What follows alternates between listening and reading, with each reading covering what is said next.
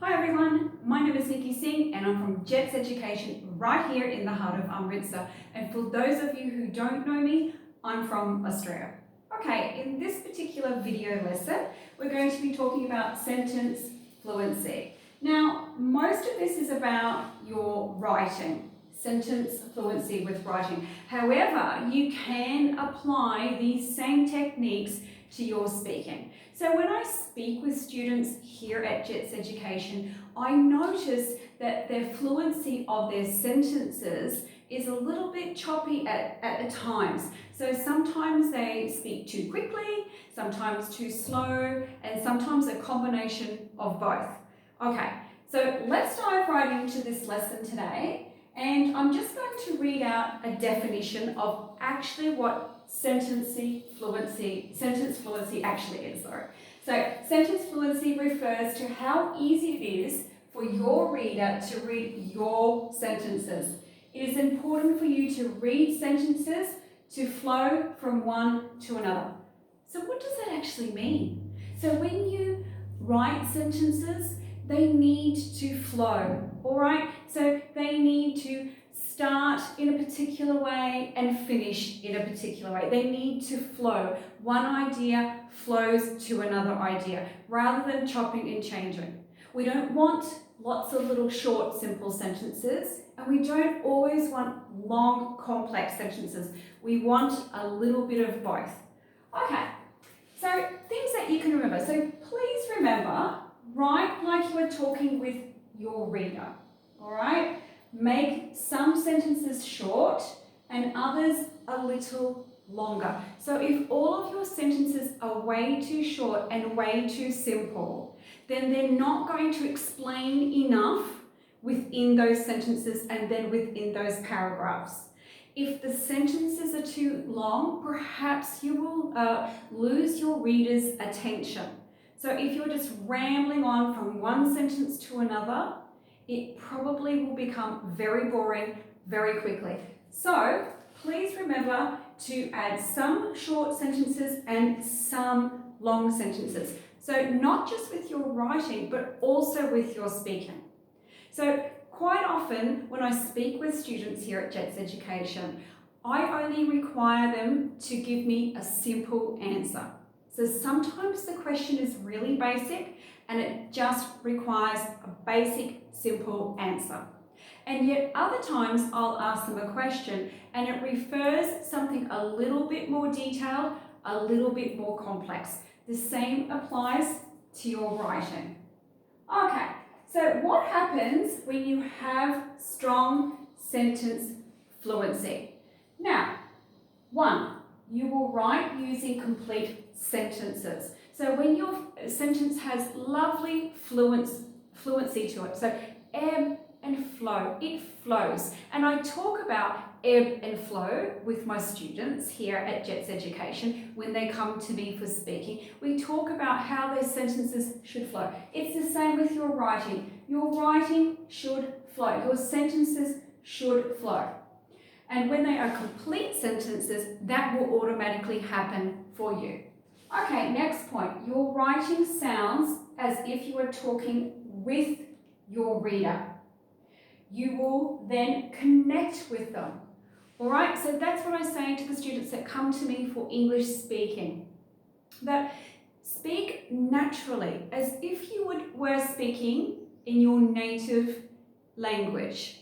So whether you speak Punjabi or Hindi or any other language, speak to me as if you were speaking to your friends or family at home. So if you use some hand movements, use some hand movements. If you smile a little. If something's funny, you can even have a little bit of a giggle. Or if something's quite serious, you can have a quite serious stern look on your face. The same applies to English. Be natural. Those students who score a high band score are not robotic. They don't talk fast, ultra fast, or they don't talk ultra slow. So the same applies actually with your writing. So how you speak is how you're going to write.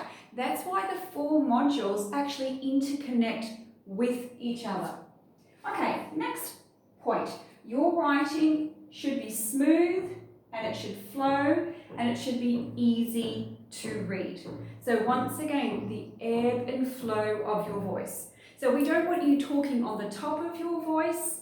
We don't want you talking too low. We want a bit of a mixture of both. You don't want to sound robotic. All right, it's the same with your writing. Your writing should be smooth, it should have flow, and it should be easy to read. If it's too complex, your reader will lose interest. If it's too simple and too basic, you will also disconnect from your reader. Okay, last point. Your sentences will include sentences that are different lengths. All right, some will be short and others will be long. Once again, we talked about this previously. If your sentences are too short all the time, perhaps you will not be able to include enough detail, enough descriptive words, enough adjectives or verbs to your writing.